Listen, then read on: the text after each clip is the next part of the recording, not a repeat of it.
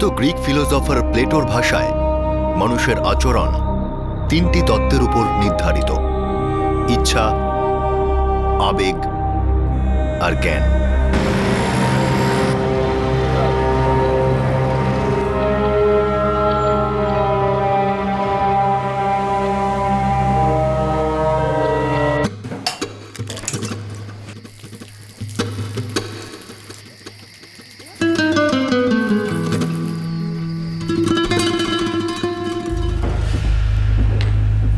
মানুষের মুখ মিথ্যে বলতে পারে, কিন্তু প্রায়শই তার বডি ল্যাঙ্গুয়েজ ওই মিথ্যেটাকে ধরিয়ে দেয়।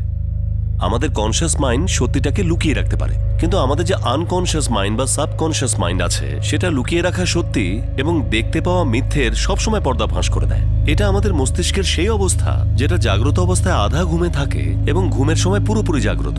আর প্রায়শই ঘুমের মধ্যে বলা কথা বা আনকনসিয়াস কন্ডিশনে বলা কথা বলা হয় সত্যের খুব কাছাকাছি থাকে।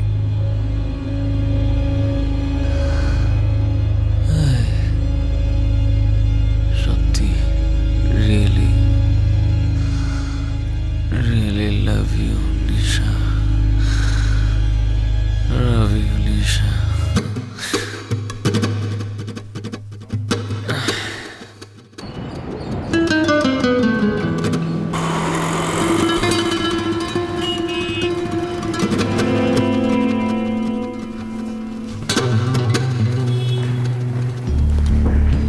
বাই বাবা।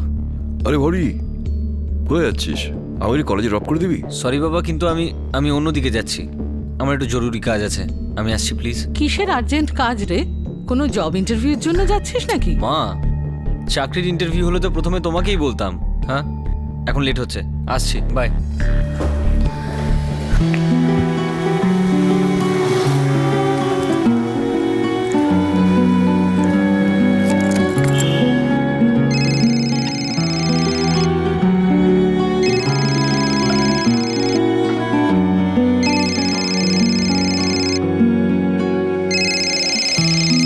I hear silent whisper, and I know you're close.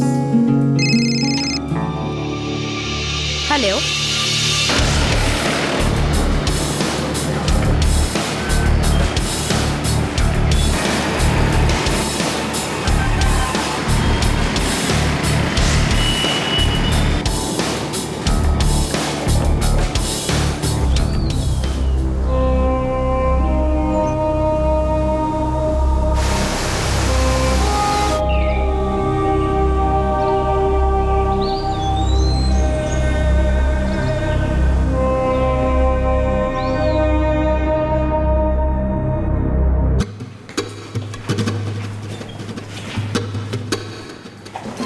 Sir, আমাদের ন্যাশনাল পার্কের সামনে জঙ্গলে একটা লাশ পাওয়া গেছে।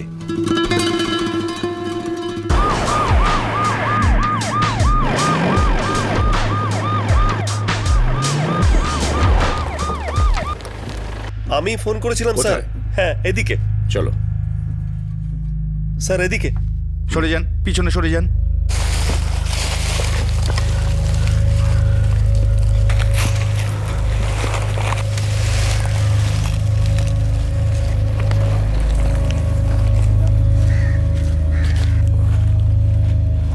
তুমি লাশটাকে প্রথম দেখো? হ্যাঁ, আশেপাশেই থাকো? আধা ঘন্টা আগে আমি এই পথ দিয়ে যাচ্ছিলাম স্যার, তখনই এই লাশটাকে আমি দেখি আর আপনাকে ফোন করি। স্যার, বডিতে কোনো আইডেন্টিফিকেশন নেই। ঠিক আছে, তুমি লাশটাকে পোস্টমর্টমের জন্য পাঠিয়ে দাও আর আশেপাশের পুরো এরিয়াটাকে স্ক্যান করো।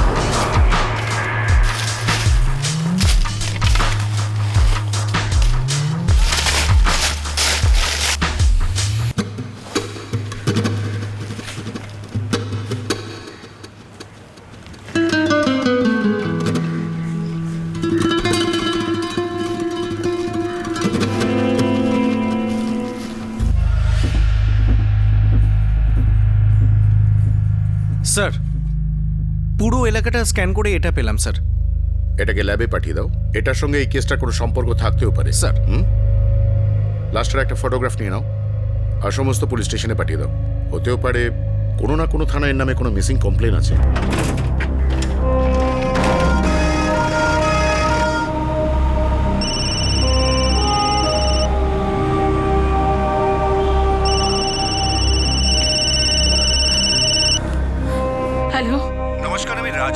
মোড় স্টেশন থেকে বলছি। Police station? আমার ছেলের কোনো খবর পেলেন? ন্যাশনাল পার্কের পাশের জঙ্গলে একটা বডি পাওয়া গেছে। আমার মনে হচ্ছে আপনাদের ওই হারিয়ে যাওয়া ছেলের বডি আইডেন্টিফিকেশনের জন্য আপনাদের আসতে হবে। কার ফোন ছিল? আরে কিছু বলো।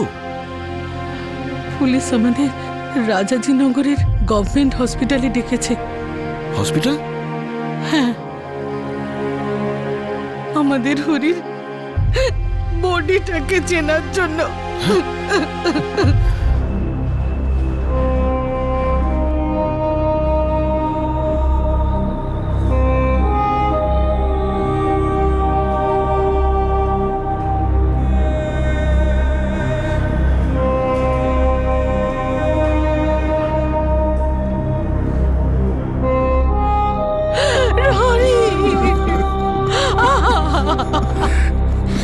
আমার জন্য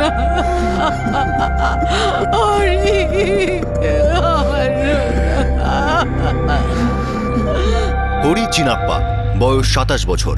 26শে অক্টোবর 2012-তে তাকে বেঙ্গালুরুর বানেরঘাটা ন্যাশনাল পার্কের কাছে মৃত অবস্থায় পাওয়া যায়। হরি ওখানে কেন গিয়েছিল আর তার মৃত্যু কেন এবং কিভাবে হয়েছিল? হরি 25শে অক্টোবর 2012-তে বাড়ি থেকে বেরিয়েছিল। যখন ও রাতে বাড়ি ফিরল না, তখন ওর বাবা মা পুলিশের কাছে মিসিং কমপ্লেন ফাইল করলো। পৃথিবী বিখ্যাত সাইকিয়াট্রিস্ট মার্ক গুলস্ট্যান বলেছেন যে মানুষ তার জীবনকে নরকে পরিণত করতে তত রকম উপায় বার করতে পারে যত রকম ভাবে সে নিজের জীবনকে উন্নত করতে পারে। ও ডিস্টার্ব তো ছিলই স্যার, কারণ ও কোনো চাকরি পাচ্ছিল না। তাও কতদিন হলো জব পাচ্ছিল না? আর কবে থেকে ডিস্টার্ব ছিল? এই প্রায় গত 6 মাস ধরে। হরি একজন সফটওয়্যার ইঞ্জিনিয়ার ছিল। 6 মাস আগে ওর জব চলে যায়। তখন থেকেই ও খুব চিন্তিত ছিল। তুমি হরির ফিয়ান্সে? হ্যাঁ স্যার। আপনারা বলছেন বাইরে যাওয়ার সময় হরি মোটরসাইকেলে গেছিল, আগে হ্যাঁ, কিন্তু লাশের কাছে কোনো মোটরসাইকেল ছিল না। আমরা তো এটাও জানি না যে হরি বানেরঘাটা ন্যাশনাল পার্কের পাশে জঙ্গলে কেন গেছিল। ও তো বলেছিল যে ওর একটা ভীষণ আর্জেন্ট কাজের জন্য বাড়ি যেতে হচ্ছে। আচ্ছা এটা বলুন, হরি এর আগে কখনো সুইসাইড ট্রাই করেছিল? মানে? কোনো পুরনো ডিপ্রেশন? হরি কখনো কখনো ডিপ্রেস থাকতো। তুমি কখনো কথা বলেছো ওর সাথে এই ডিপ্রেশনের ব্যাপারে? না, ও কখনো ডিরেক্টলি বলেনি, কিন্তু আমি জেনে যেতাম। কিভাবে? ওর ফেসবুক স্ট্যাটাস মেসেজগুলো খুবই ডিপ্রেসিং লাগতো আমার। পৃথিবীতে কোনো কিছুরই মানে নেই, ভালোবাসারও না। তুমি যখন অপেক্ষা করো সেই একটা মুহূর্তের, আর সেই মুহূর্তটা না পাওয়া অবধি নিজের মস্তিষ্ককে ঠান্ডা রাখতে হবে। I agree Hari. মস্তিষ্ক একটা প্লেগ্রাউন্ড। পৃথিবী এখানেই শুরু, এখানেই শেষ। আমরা চাইছিলাম হরি বিয়ে করে নিক, বিয়ের পরে সব ঠিক হয়ে যাবে। কিন্তু হরি জেদ ধরেছিল বিয়ে যদি করে তাহলে চাকরি পাওয়ার পরে। স্যার, আচ্ছা, আমি হয়তো আপনাদের আবার ডাকতে পারি। আমাকে একটু বেরোতে হবে পোস্টমর্টেম রিপোর্ট নিতে। থ্যাঙ্কস।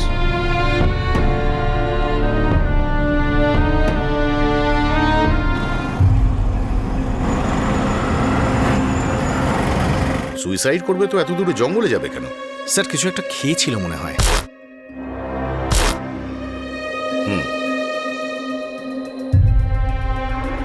লাস্ট যে সময় পাওয়া গিয়েছে তার 18 ঘন্টা আগেই এর মৃত্যু হয়েছিল। মানে মৃত্যু কালকে হয়? হ্যাঁ ঠিকই, দুপুরবেলা 12টা থেকে 1টার মধ্যে। স্যার ওর মা বাবা বলছিলেন যে গতকাল 11:30 নাগাদ বাড়ি থেকে বেরিয়েছিল। হ্যাঁ, রাজাজিনগর থেকে বাইকে করে বানারঘাটটা ন্যাশনাল পার্ক অব্দি 1 ঘন্টা তো লাগবেই।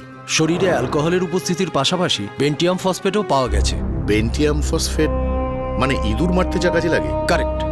রিসেন্টলি এই কেমিক্যালটা অনেক সুইসাইড কেসে ব্যবহার হচ্ছে দেখছি। Correct again. আমি যখন লাশের মুখে এই ফেনাটা দেখলাম তখনই হয়তো আমি ভেবে নিতে পারতাম যে এটা সুইসাইড, কিন্তু তখন আমি এর গলায় এই দাগটা দেখলাম। এই দেখুন। ইউ আর রাইট স্যার, রক্তের নমুনায় বেন্টিয়াম ফসফেট পাওয়া গেলেও আসলে এর মৃত্যুর কারণ সাফোকেশন। গলার উইন্ড পাইপ চোখ হয়ে যাওয়ার জন্য এর মৃত্যু হয়েছে।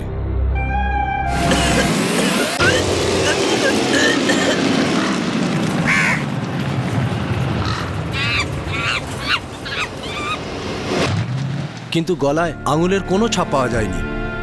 হয়তো রুমাল বা কোনো কাপড়ের ব্যবহার করা হয়েছে গলা টেপার জন্য। কেউ হয়তো চাইছিল এটাকে সুইসাইড কেস বলে মনে হোক, কিন্তু হরি সম্ভবত কেমিক্যালে মরেনি। আর সেই কারণে ও একে গলা টিপে মেরেছে। কিন্তু হরির মতো একজন জোয়ান ছেলে, ও তো প্রোটেস্ট করতো, প্রাণ বাঁচানোর চেষ্টা করতো, কিন্তু এই স্ট্রাগলের কোনো চিহ্ন দেখা যাচ্ছে না। হ্যাঁ, সেটা তো জানাই যাবে doctor. Now the case is clear, it's a murder. একজন 27 বছরের সফটওয়্যার ইঞ্জিনিয়ার, মা বাপের একমাত্র সন্তান, কেউ একে সরিয়ে দিতে কেন চাইনি?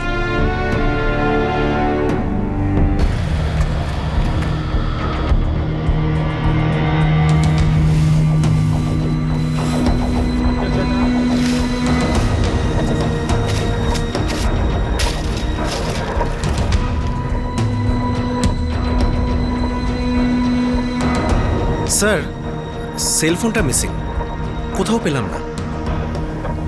আর আউট অফ সার্ভিসও? হ্যাঁ স্যার। দিনেশ, এর সেল ফোনের রেকর্ড থেকেও কোনো সূত্র পাওয়া গেলেও যেতে পারে। মেবি কিছু পাওয়া গেল, ইন্টারেস্টিং কিছু।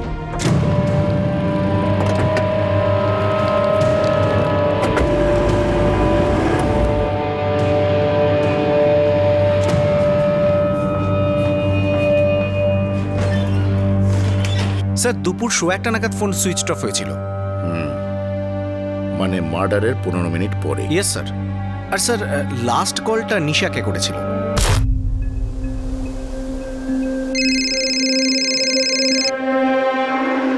হ্যালো, শেষ এসএমএসটাও নিশাকেই করেছিল স্যার, 1:10 শেষ লোকেশন কোরানকন্ট্রি ক্রসিং।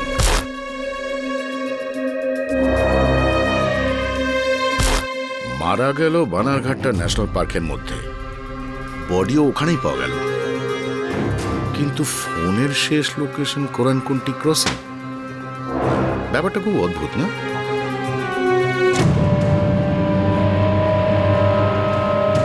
স্যার, আমার ড্রাইভার আমাকে বলেছিল যে ও শহর ছেড়ে চলে যাচ্ছে।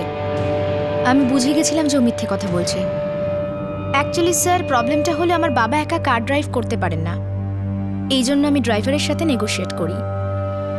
আমি ওর কোনো কথা শুনিনি, আর ওকে বলি যে আমি ওর স্যালারি 50% বাড়িয়ে দিচ্ছি। দ্যাট ওয়াজ ইট। ও রাজি হয়ে গেল। আর তুমি ওকে লোভ দেখালে? Not really so. আমি শুধু বুঝে গেছিলাম যে ও মিথ্যে কথা বলছে, শুধু মুখ ফুটে বলতে পারছিল না যে ও স্যালারিতে গ্রেস চায়। আমি শুধু ওর মাইন্ড রিড করি। এটা বলা ঠিক হবে না যে ওর নিজের কথা ঠিক বলতে পারছিল না। আসলে ব্যাপারটা ঠিক এরকম ছিল যে ও এইভাবে নিজের কথাটা বলার কথা ভাবে। ও একটা সাইকোলজিক্যাল পদ্ধতি ভাবে নিজের স্যালারিটা বাড়াবার জন্য, আর তুমিও একটা রিভার্স প্র্যাকটিক্যাল সাইকোলজিক্যাল পদ্ধতি নাও ওকে এই কাজে বহাল রাখার জন্য। I just red his mind sir. ব্যাস ওই মুহূর্তটার জন্য ওর ভাবনাটা যেন আমার সামনে একটা খোলা বইয়ের মতো ছিল। ভেরি গুড নিশা, তুমি দিনের পর দিন নিজেকে ডেভেলপ করছো। Thank you sir. কিন্তু একটা কথা মনে রাখবে, এটা খুবই ডেঞ্জারাস বিদ্যা। যে কোনো লোককে নিজের স্টাডির সাবজেক্ট করে তুলো না। Sir, come in, sit down.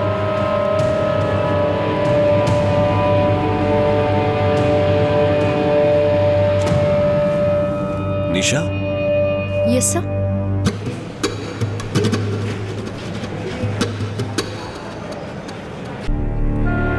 হ্যাঁ, আমার হরির সাথে কথা হয়েছিল 25 অক্টোবরে সকাল 11:30 নাগাদ, যার পরে ও বানারঘাটা ন্যাশনাল পার্কের দিকে চলে যায়।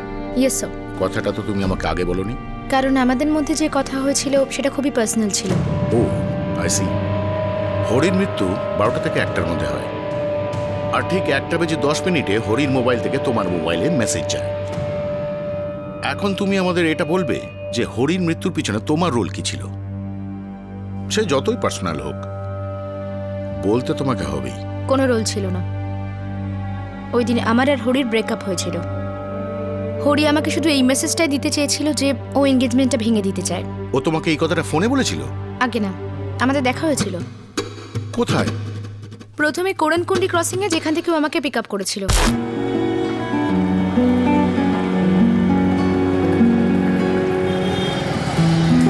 I hear silent whisper, and I know you're close.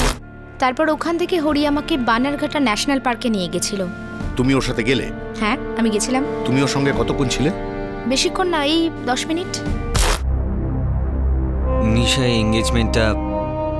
আমি এঙ্গেজমেন্টটা এখন ভাঙতে চাই। যদি এটাই করা ছিল তাহলে এত অপেক্ষা করলে কেন আর করালি? কারণ ওই সময় আমি কয়েকটা জিনিস নিয়ে শিওর ছিলাম না, সেই জন্য। আর এখন তুমি শিওর? লাইফের ব্যাপারে, লাইফ পার্টনারের ব্যাপারে। হ্যাঁ, নো প্রবলেম।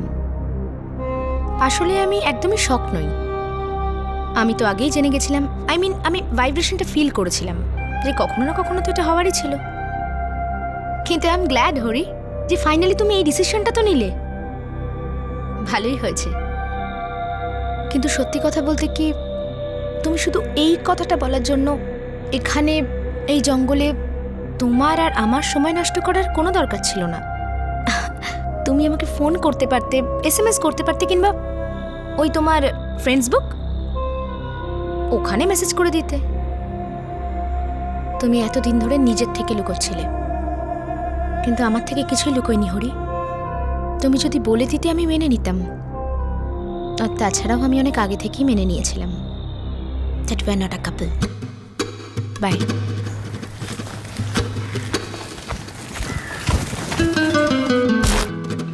এত দূরে বানারঘাটা ন্যাশনাল পার্কে জঙ্গলের ভিতরে তোমাকে নিয়ে গেল শুধু এটা বলতে যে তোমার সাথে এনগেজমেন্ট ভেঙে দিচ্ছে? ও তো মেনু কার্ড দেখে একটা ডিশ অর্ডার করার জন্য 1 ঘন্টা লাগাতো। হ্যাঁ, একটা কথা আছে যেটা আমি 6 মাস ধরে জানতাম। কি কথা? ওর কোনো মেয়ের সঙ্গে অ্যাফেয়ার চলছিল। আমি তো এভাবেই ধরে ফেলেছিলাম, কিন্তু তারপরেও আমাকে মিথ্যের পর মিথ্যে বলতে লাগলো। ও যে তোমাকে SMS-টা পাঠিয়েছিল, কি ছিল এই SMS-এ?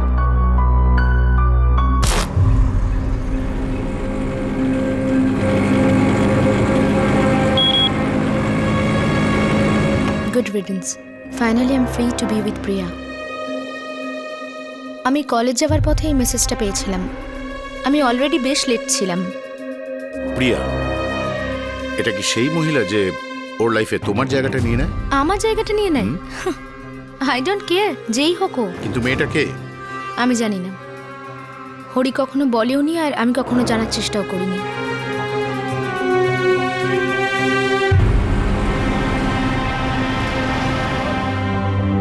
ভীষণ কনফিউজিং হয়ে গেল।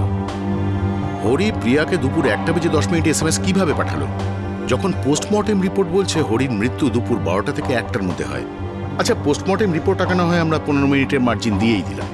তাহলেও ও বানারঘাটটা থেকে কোনারকুন্টা ক্রসিং পৌঁছালো কি করে? আর তারপরে আবার বানারঘাটটা ফিরে গেল আর সেইখানে মরে গেল? স্যার, কেউ হয়তো ওর সেলটা নিয়ে কোনারকুন্টা ক্রসিংয়ে গেল আর তারপর ওখান থেকে SMS করলো। সে নিশ্চয়ই এই ব্রেকআপের ব্যাপারটা জানতো আর নিশার ওপরে কোনো গেম খেলছে হয়তো। প্রিয়া, এই প্রিয়ার ব্যাপারে খোঁজ নিতে হবে। বডি কাল পাওয়া যাবে, কিছু ফর্মালিটিস বাকি আছে। হরি আমাদের একমাত্র ছেলে ছিল। প্রিয়াকে আমরা তো ওর কথা শুনিনি আগে। হরি কখনো আপনাদের বলেনি? না, কখনো না। শোনা যাচ্ছে যে হরির সঙ্গে প্রিয়া বলে একটা মেয়ের অ্যাফেয়ার চলছিল। ননসেন্স। আমার ছেলে কখনো এরকম ছিল না স্যার। ও নিশাকে 2 বছর ধরে ভালোবাসে, ওদের এঙ্গেজমেন্ট হয়েছিল। ও অন্য মেয়ের সাথে নেভার। মারা যাবার ঠিক কয়েক মিনিট আগে হরি নিশাকে বলে যে ও এনগেজমেন্ট ভেঙে দিতে চায়। এটা কি করে হতে পারে? নিশাই আমাদের বলেছে। ওরা দুজন বানারঘাটা ন্যাশনাল পার্কে দেখা করেছিল। কিন্তু নিশা তো এই ব্যাপারে কিছু বলেনি আমায়। ও তো জানতো 25শে অক্টোবর আমরা হরির নামে মিসিং ডায়েরি করি। স্যার, ফরেন্সিক ল্যাব থেকে ফোন এসেছিল, আমাদের ডাকছে। দরকার পড়লে আমরা আবার আসবো। Take care. আচ্ছা, হরি কি তোমায় কখনো বলেছিল যে নিশার সাথে সম্পর্ক রাখবে না? এসব কি বলছো তুমি? কখনো না। আমার তো সবসময় মনে হতো যে ওরা দুজন একে অপরকে খুব ভালোবাসে।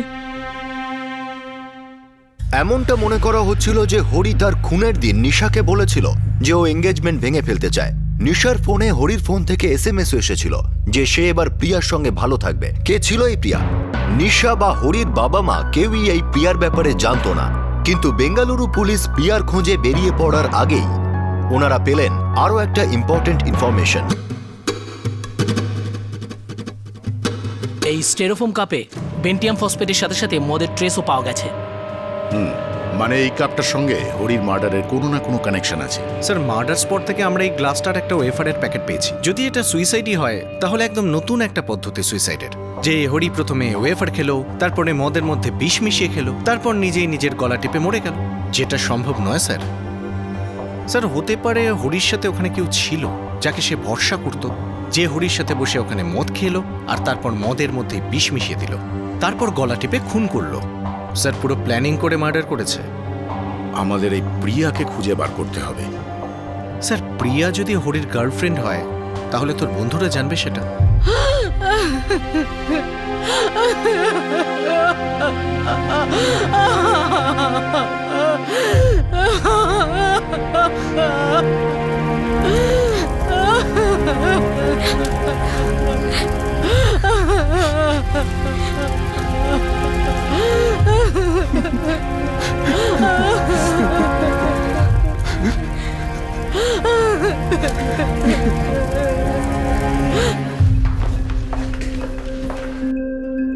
নো স্যার, প্রিয়া নামের কোনো মেয়ে শেষকৃত্যে আসেনি। আমার তো একটা ডাউট হচ্ছে যে এই প্রিয়া বলে কোনো মেয়ে সত্যি ছিল নাকি মন গড়া একটা গল্প। স্যার হরির অফিসের এক ক্লোজ ফ্রেন্ড আছে রমেশ। হরি আগে যেখানে কাজ করতো সেখানকার কলিগ, হয়তো ও কিছু জানতে পারে।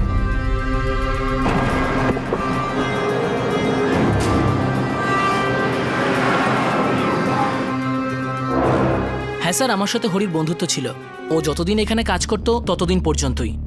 এখানকার কাজ ছেড়ে দেওয়ার পর ওর সাথে আমার কন্ট্যাক্ট ছিল না। কখনো কখনো ফ্রেন্ডস বুকে কথা হতো, ব্যাস দ্যাটস ইট। প্রিয়ার ব্যাপারে কথা হতো? প্রিয়া? কে প্রিয়া স্যার? এই হরির কোনো প্রিয়া বলে একটা মেয়ের সাথে অ্যাফেয়ার চলছিল। অ্যাফেয়ার? কিন্তু স্যার আমি যতদূর জানি হরির এঙ্গেজমেন্ট নিশার সাথে হয়েছিল। ইনফ্যাক্ট আমিও সেখানে ছিলাম, আর দুজনকে ভালোই মানিয়েছিল। হরি আর নিশার মধ্যে অনেক দিন থেকে একটা ঝগড়া চলছিল, আর নিজের মৃত্যুর ঠিক কয়েক মিনিট আগে নিশাকেও বলেছিল এনগেজমেন্ট ভেঙে দিচ্ছে, তাও সেটাই প্রিয়ার জন্য। সরি স্যার, আমি প্রিয়া বলে কাউকে চিনি না। স্যার এই নিশা বোধহয় আমাদের মিথ্যে বলছে, গল্প বলছে আমাদের। পসিবল, কিন্তু কেন? হরির মৃত্যু থেকে ও কি পাবে? আর তাছাড়া হরি তো ওর সাথে ব্রেকআপ করেই ফেলেছিল। রাগের মাথায় হয়তো করে ফেলেছে, হয়তো এই প্রিয়াকে নিয়ে কিছু ঝামেলা হয়েছিল। কিন্তু এই প্রিয়াকে পাওয়া যাবে কোথায়?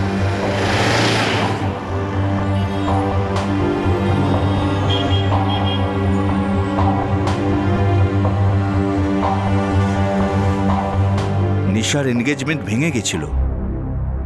আমার মেয়ে মিথ্যে কথা বলছে। এসব কি বলছেন আপনারা? নিশার কথা মতো ওর আর হরির মধ্যে গত 6 মাস ধরে দূরত্ব বাড়ছিল। ও আপনাকে এটা বলেনি? নো, নিশা তো আমাকে এসব কথা কখনোই বলেনি। দেখুন, নিশা ম্যাচিওর মেয়ে, নিজেরটা নিজেই সামলাতে পারে।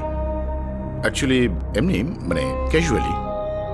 এই নিশা কখনো প্রিয়া বলে কোনো মেয়ের ব্যাপারে কিছু বলেছিল? নিশা বলছে যে প্রিয়া বলে মেয়েটার হরির সাথে কোনো একটা অ্যাফেয়ার চলছিল। অফিসার, নিশা এসব কথা কখনোই বলেনি। দেখুন, আপনাকে একটা আসল কথা জানিয়ে রাখি, আপনি ভুল জায়গায় প্রমাণ খুঁজে বেড়াচ্ছেন। কেন? কারণ নিশা আর হরির সম্পর্ক খুব গভীর ছিল, আর বিয়ের সিদ্ধান্তটা ওরা দুজনে নিজেরাই নিয়েছিল। আর প্রতিটা সম্পর্কের মধ্যেই খারাপ সময় একটা আসে, কিন্তু দুজনেই ম্যাচিওর ছিল, ওরা সিচুয়েশনকে ম্যানেজ করতে পারত। তার উপর নিশা একটু এক্সট্রাঅর্ডিনারি ছিল। কিরকম? ও সাইকোলজি নিয়ে পড়াশোনা করে, ও টপার। যে কোনো প্রফেসরের কাছে আপনি খোঁজ নিতে পারেন। ও মানুষের মন ভীষণ ভালোভাবে বুঝতে পারে, জীবনের ওঠাপড়াটাও ভালো বোঝে। কিন্তু একটা কথা আমি কিছুতেই বুঝতে পারছি না যে আপনারা এক্স্যাক্টলি এখানে কি জানতে এসেছেন। আমরা প্রিয়াকে খুঁজছি, আর আমার সন্দেহ যে প্রিয়া বলে কোনো মেয়েই নেই। সম্ভবত এটা নিশারই ইমাজিনারি কোনো ক্যারেক্টার। ও প্লিজ, আপনারা যা খুশি বলে যাচ্ছেন। আমার মেয়ে এরকম করবে কেন? কেন? এটাই তো বার করবার চেষ্টা করছি আমরা। Thank you.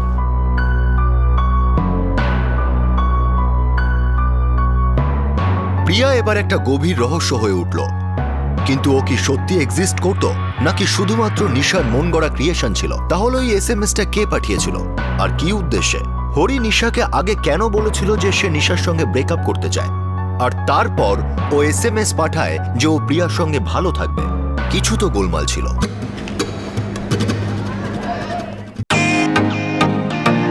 ওয়েলকাম টু বিটন world. How may I assist you? নতুন ফ্ল্যাটের জন্য একটা স্ট্যান্ড ফ্যান আর কুলার নেব। এই পচা গরম থেকে একটু স্বস্তি চাই। বাজার চলতে সব ব্র্যান্ড তো আর ভরসাযোগ্য নয়। তার জন্য তো আমাদের ফ্যান আছে, all purpose bullet table fan, ceiling fan. আমাদের সিলিং ফ্যান কিন্তু 30 মাসের ওয়ারেন্টি সহ পাওয়া যায়। আছে ফারাটা 2 বছরের ওয়ারেন্টি। 17 থেকে 20 মিটার এয়ার ফ্লো, মধ্যবিত্তের সাধ্যের মধ্যে একমাত্র ভরসাযোগ্য ব্র্যান্ড বিটেন। আমাদের কুলারের কিন্তু অনেক range, 45 litres, 50 litres, 70 litres, 90 litres, 110 litres. Honeycomb সহযোগে বিটেনের সব কুলারের ওয়ারেন্টি 1 বছর। চেনা হাওয়ায় অচেনা অনুভূতির জন্য একমাত্র আদর্শ বিটেন। গরমে স্বস্তি পেতে বিটেনের ফ্যান হোক বা কুলার, আজই আনুন বাড়িতে। Beaten, digitally years.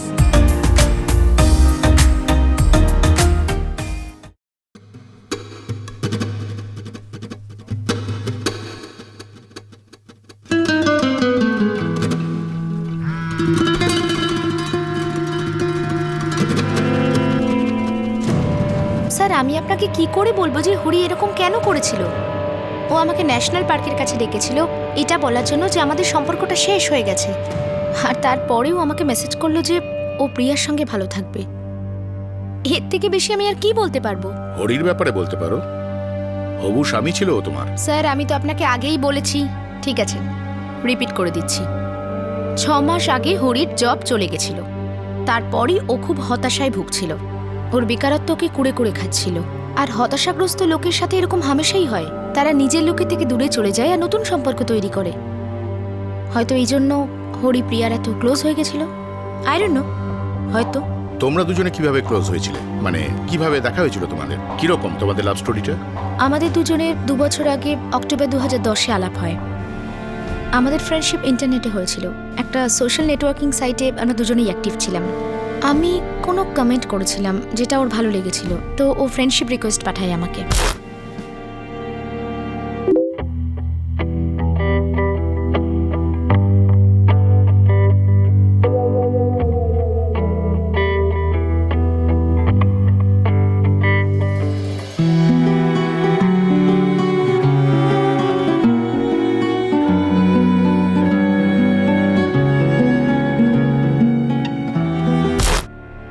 আমাদের অনলাইন রোম্যান্স রিয়েল লাইফে কনভার্ট হলো। আমাদের দেখা হলো, ভালোবাসা গভীর হলো। আর তারপর 1 বছর পরে সেপ্টেম্বর 2011-এ আমরা আমাদের প্যারেন্টসকে বললাম। তারপর আমাদের এনগেজমেন্ট হয়ে গেল। I hear silent whisper, and I know you're close. I watch your shadow linger, and I feel your ghost. September 2011-তে আশীর্বাদ, কিন্তু এখনো বিয়ে হলো না। আমি সাইকোলজিতে পোস্ট গ্রাজুয়েশন করার পর সিভিল সার্ভিসে অ্যাপ্লাই করতে চেয়েছিলাম, আর হরি অপেক্ষা করতে রাজি ছিল। আর তার মধ্যেই হরি চাকরিটা চলে যায়। হ্যাঁ, এই বছরই, মার্চ 2012। আনফর্চুনেট ছিল, কিন্তু কি করা যাবে, পার্ট অফ লাইফ। এসবের মধ্যে প্রিয়া কবে এলো হরির লাইফে? স্যার, আপনি আমার সঙ্গে এই গেম খেলাটা বন্ধ করে দিন। আমি আপনার মতো ইনভেস্টিগেটরদের কায়দা খুব ভালো বুঝি। প্রথমে সাসপেক্টের সাথে বন্ধুত্ব করো, তারপর তার কনফিডেন্স জিতে নাও, আর তারপর তার থেকে ওই সেম প্রশ্নের আলাদা উত্তর এক্সপেক্ট করো। সরি, আমার উপর এটা ওয়ার্ক করবে না, কারণ আমি কিছু করিনি। আমার কাছে লুকোবার মতো কিছুই নেই। স্যার, আমি আপনাকে আগেও বলেছি যে প্রিয়ার ব্যাপারে আমি প্রথমবার 25শে অক্টোবর 2012 1:10 জেনেছিলাম, যখন আমি ওই মেসেজটা পেয়েছিলাম। আরেকবার রিপিট করবো স্যার? নিশা, তুমি সত্যি সাইকোলজির একজন খুব ভালো স্টুডেন্ট। এখনো স্টুডেন্ট, এখনো পর্যন্ত জীবনের আসল রূপটা তুমি দেখোনি। আমি খুব জোর দিয়ে বলতে পারি যে তোমার এই প্রিয়া আসলে কেউ নয়। স্যার, আপনি আমার প্রশংসা করার সাথে সাথে আমাকে প্রভোগ করার চেষ্টা করছেন। বাট সরি, আপনি যতই চেষ্টা করুন না কেন, আমি এটা মানব না যে আমি হরিকে খুন করেছি, কারণ আমি ওকে মারিনি। হ্যাঁ, আমি এটা জেনে গেছিলাম যে হরি আমাকে ছাড়তে চায়, ও আমার থেকে ফেড আপ হয়ে গেছে, কিন্তু ওর এটা বলার সাহস ছিল না। কিন্তু আমার সাহস আছে সবকিছু ফেস করার। স্যার, হরির ফ্রেন্ড লিস্টে প্রিয়াও এনলিস্টেড। স্যার, ম্যানেজমেন্টের স্টুডেন্ট, পার্সি management institute, Hosur road, Bangalore. There, এবার খুশি? আমি কি এবার যেতে পারি স্যার, নাকি আপনি আমার আরও ক্লাস নিতে চান যাতে ওই প্রিয়ারাও পালাবার জন্য আরও বেশি সময় পেয়ে যায়?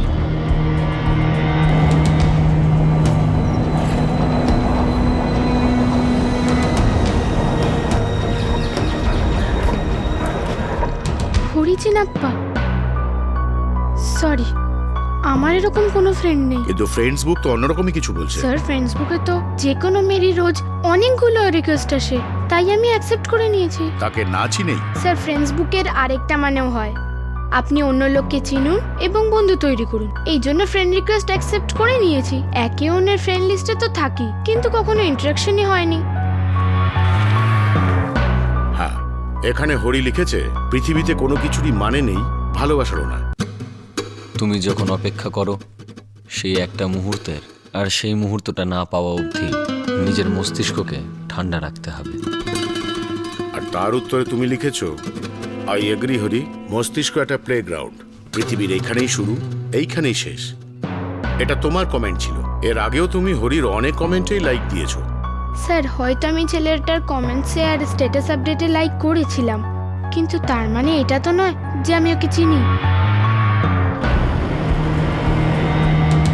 ঠিক আছে, ঠিক আছে স্যার। প্রিয়ার ফোন রেকর্ড স্ক্যান করা হয়েছে। হরির সাথে কোনো কানেকশন এস্টাবলিশড হচ্ছে না।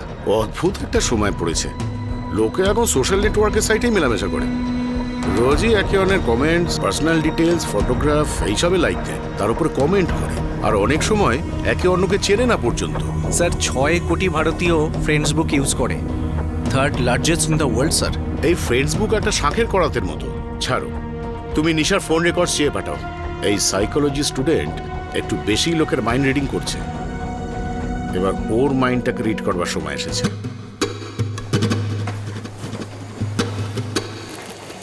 নিশা, এটা কি সত্যি যে তুমি আর হরি বিয়েটা ভাঙতে চেয়েছিলে? এটা কবে হলো নিশা? হ্যাঁ, যেই দিন হরির মার্ডার হয়েছিল ওই দিনই ও আমাকে বলে দিয়েছিল যে ওই এনগেজমেন্টটা ভাঙতে চায়। আমি তো কয়েক মাস আগে থেকেই জানতাম যে আমাদের রিলেশনশিপটা টালমাটাল অবস্থায়। এত বড় কথাটা তুমি আমাদের বলার প্রয়োজন মনে করলে না? মা, আমি শিওর জানতাম না। অপেক্ষা করছিলাম যে হরি কোনো সিদ্ধান্ত নিক আর নিজে এসে আমাকে বলুক, আর ও নিজেও এই ব্যাপারটাই শিওর হোক যে ও এটাই করতে চায়। নিশা, এই ঘটনার জন্য কি প্রিয়া নামে কোনো মেয়ে দায়ী?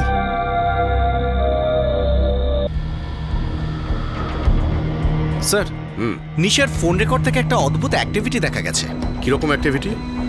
স্যার, 25 অক্টোবর 2012 যেদিন হরি খুন হয় সেদিন নিশার ফোন টাওয়ার লোকেশন বানেরঘাটটা ন্যাশনাল পার্কের কাছেই ছিল। হ্যাঁ, কিন্তু ও তো আমাদের অলরেডি বলেইছে যে ও সেদিন ওখানে দেখা করেছিল। কিন্তু স্যার, একটা নাম্বারের সাথে নিশা রেগুলার টাচে ছিল, 44455568। কার নম্বর এটা? স্যার, বেলগাঁওয়ের কোনো এক নাগেশ গৌড়া। নাগেশ গৌড়া?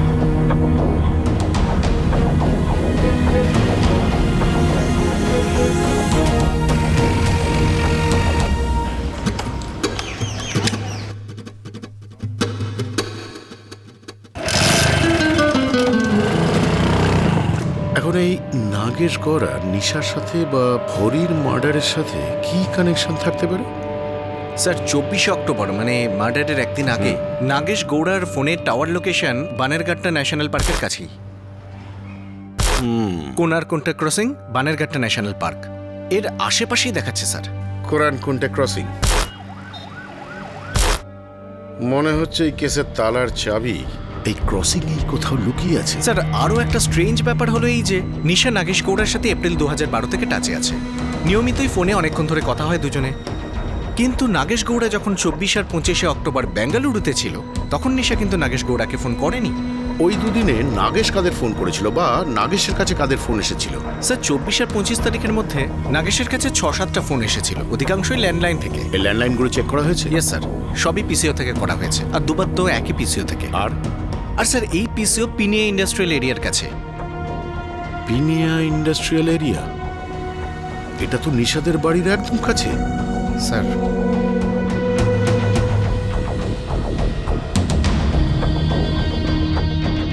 সাইকোলজির স্টুডেন্ট খুব চালাকি করছে আমাদের সাথে। তুলে আনবো স্যার? নো, আগে নাগেশ গৌড়ার সাথে একটু বোঝাপড়া করে নি, তারপরে এই সাইকোলজিক্যাল খেলার রুলস আমরা বানাবো।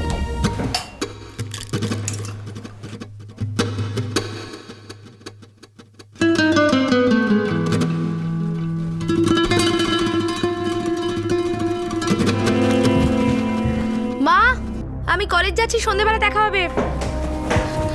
আরে আরে কিছু খেয়ে তো নে, কিছু খেলি না যে তুই। না মা, আমার লেট হয়ে গেছে, আমি ক্যান্টিনে খেয়ে নেব।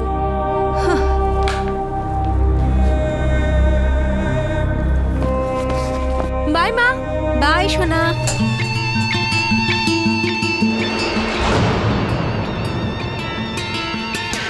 গেম কে খেলছিল, হরি চিনাপ্পাকে কে মারতে চাইছিল এবং কেন? এই খুন একটা অদ্ভুত রহস্যে ঘেরা ছিল। পীড়িতের শরীরে বিষ মিশেছিল, কিন্তু তার মৃত্যু হয়েছিল গলা টেপার ফলে। এটা কি ধরনের সাইকোলজিক্যাল ড্রামা ছিল? বানেরঘাটা ন্যাশনাল পার্কের জঙ্গলে যাওয়ার আগে হরি তার বাগদত্তা নিশাকে ফোন করেছিল। সে নিশাকে কোরানকুন্টি ক্রসিং থেকে বাইকে পিক আপ করে আর ন্যাশনাল পার্কে নিয়ে যায়, আর তাকে বলে যে সে বিয়ে ভাঙতে চায়। আর তার 10 মিনিট পরেই হরি মারা যায়।